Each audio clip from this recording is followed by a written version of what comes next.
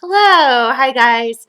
I hope that your holidays are going as smooth and peacefully as possible, and that you're getting a little time to take care of yourself and love on yourself, and hopefully find some moments of healing and stuff like that too. Yeah, so this is a really, really important topic, I think, for a lot of us. Who are adult children of untreated borderlines. And um, I and I I'll share you my story really briefly about this. I recently had my best friend, and best is like, like we were we were definitely on that track to being like really, really like lifelong best friends and stuff like that. We'd known each other really well for the last year and stuff like that. Um, and from day one, like I was honest with her about like where I stood religiously on things, and stuff. Um, and I thought that she had been very accepting of that. But what I came to find out just recently was that she was not okay with where I was religiously, like at all. And so she shared with me for the first time that she's a hardcore Christian. And she used phrases like true Christians and how like non-believers or lukewarm Christians, um, were serious problems in the world and serious issues in the world. And I was just really shocked because I definitely fall in those categories. And I thought, wow, like I had no idea that she's been this uncomfortable, unhappy with me. And then I thought about, the 95% of people in her life who aren't a true Christian, and how much like she must be miserable and all of that. And so um I took a big step away from the friendship. And I did because not because I'm judging her based on her beliefs, but because I'm seeing what's underneath that as the bigger issue. And the reason why I think there is a bigger issue here, or what that bigger issue is that I think that she is replacing the emotional healing that she needs to be doing, because she comes from a background, similar to mine and stuff like that. And where her mom is most likely an untreated borderline too. And instead, what she's doing is instead of doing the emotional healing and work that she needs to be doing with that, she's really compensating that with religious, spiritual um, work and effort instead. And I get it because I was there for years. Um, my story is I um I became a Christian when I was 13. And then like after a while I had when I started to really understand there was something seriously wrong with my parents, and stuff, I dove into being a Christian. And I turned it into, it wasn't, it was somewhat healing, it was somewhat emotionally healing. But after a while, what happened was, after 10, no, 20 years. How funny is that? After 20 years of being in my being a hardcore Christian and stuff like that. And I even got a master's degree at seminary. I was in a career, I mean, I was hardcore. Like, if you and I had met like 10 years ago, I'd be definitely checking you out spiritually to see like where you were with Jesus, and stuff like that. Um, so anyway, but what happened was I started to realize after a while that no matter how much I devoted to myself within my religion, I was still miserable and I was still unhappy, and I was tired of being mad at God about that, or mad at people about that, or mad at myself about that. I was like, there's got to be some emotional work here that I actually need to do in my life. And so that's when I finally decided that I needed to go into therapy, and I needed to really even take a step back from my religious beliefs, and just kind of really get to know me and how I felt about things, and who was I, and stuff like that. So, yeah, so that's where I think like, I started to get emotionally that support and healing that I needed, and started to balance out the religion and the emotional and stuff like that. And so I'm going to talk about like just really briefly as fast as I can, because otherwise I can totally talk about this for a whole hour easy, but I'm going to try to whip through this.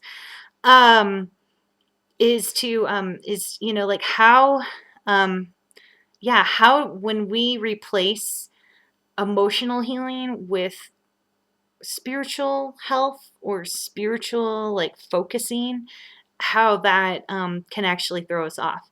Because it's kind of like the idea of like, if I go to a therapist, I'm going to get into shape. Like, I think talking to a therapist is, sure, it's going to help you out, in many ways. It's going to motivate you, might help you tune into your feelings about, getting into shape and all that stuff. But bottom line is, if I'm going to go get into shape, I need to actually get into a gym, or I need to get into a program that focuses on my body, that I need to meet with a trainer, and stuff like that, not sit in an office and talk about my feelings. I feel like religion, slash spirituality, and emotional work, it's the same. It's the same thing. You can go to a church, you can do all that work all you want, but if you don't actually get into a therapist's office, or read and, or take time to focus on healing yourself, on focusing in on yourself, I don't think you can actually get very far. And I can attest to that. The master's degree didn't heal me from, bulimia. It's been me working through my emotional stuff, So anyway, it's helped me in many ways with it, but it hasn't done the real work. So the real work is really me dealing with my feelings, dealing with the pain, dealing with the struggle, and getting into my own story, and not the religious, not the God story, not what the commandments are or whatever. And so anyway, and I think this can apply to any religion. I don't think this is just, like a Christian issue at all, and stuff like that. So yeah. So anyway, so here's what I think happens when we replace emotional healing with religious work and activity. I think one is, just like with our moms, we have to remember, as adult children of untreated borderlines, we are programmable, unless we get good emotional healing.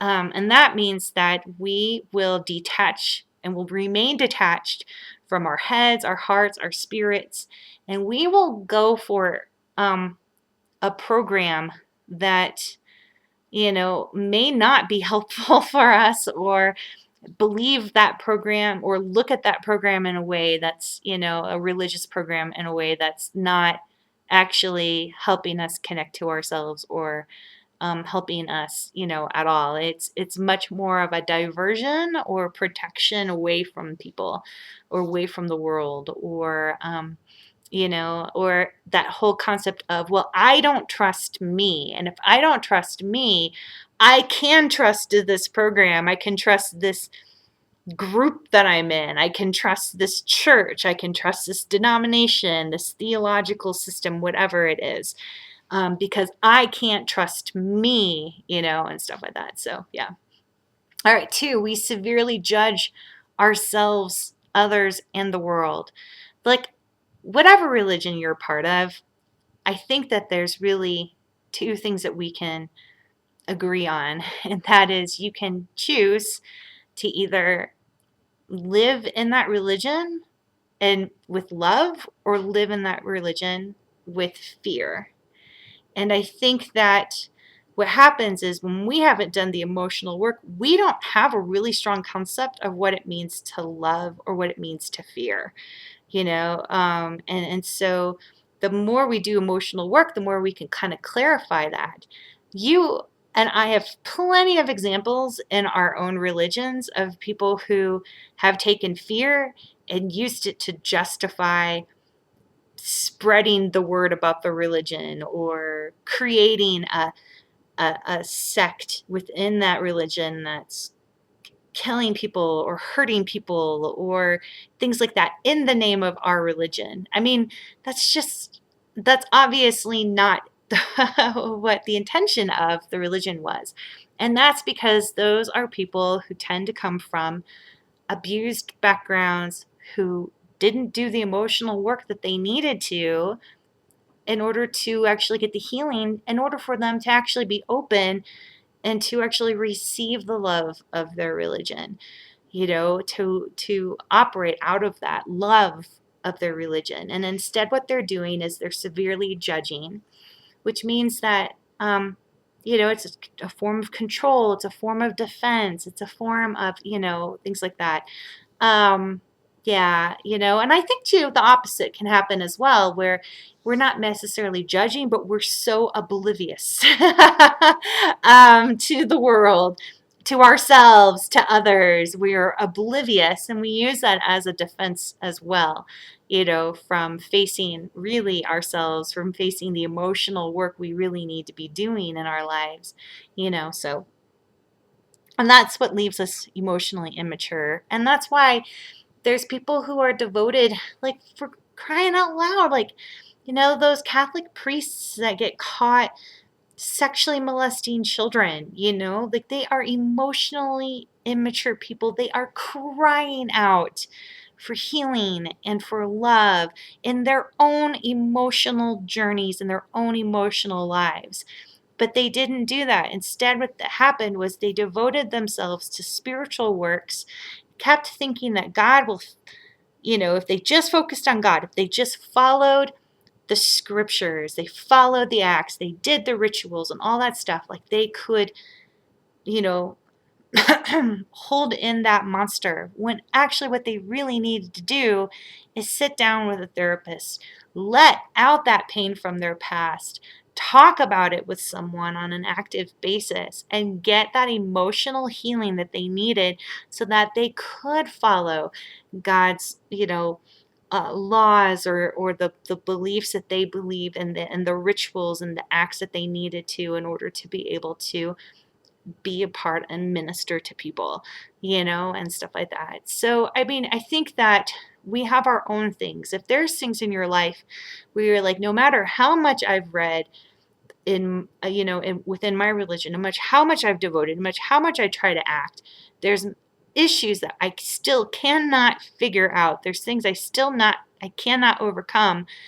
Then there's probably a good chance that what you really need is to actually work through those on an emotional level.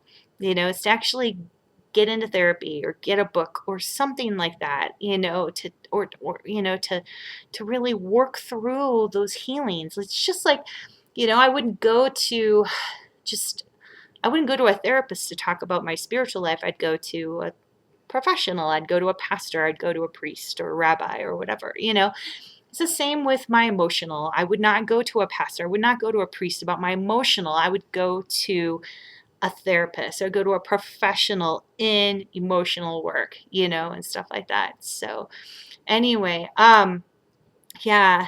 And then we lose ourselves, like that's just what happens. It's not that we lose ourselves because we probably haven't really had ourselves to begin with, if we haven't been, if we've, gone from, you know, um, dealing with mom to now just devoted into religion.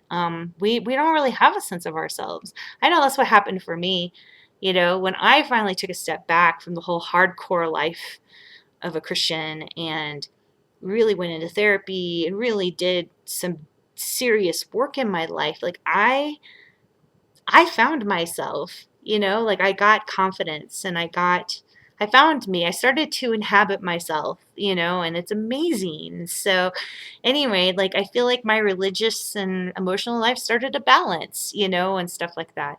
So, yeah, because I think when we take care of our emotional and spiritual health, what happens is we are tuned in to God working in us, to God working through other people, but we're able to process what we receive, what we are taught, in a way that's much healthier. It's much more balanced, where we're a bit more thoughtful. We're a bit more asking ourselves, what do I think about this? Not what does my pastor think about this or my religious leader?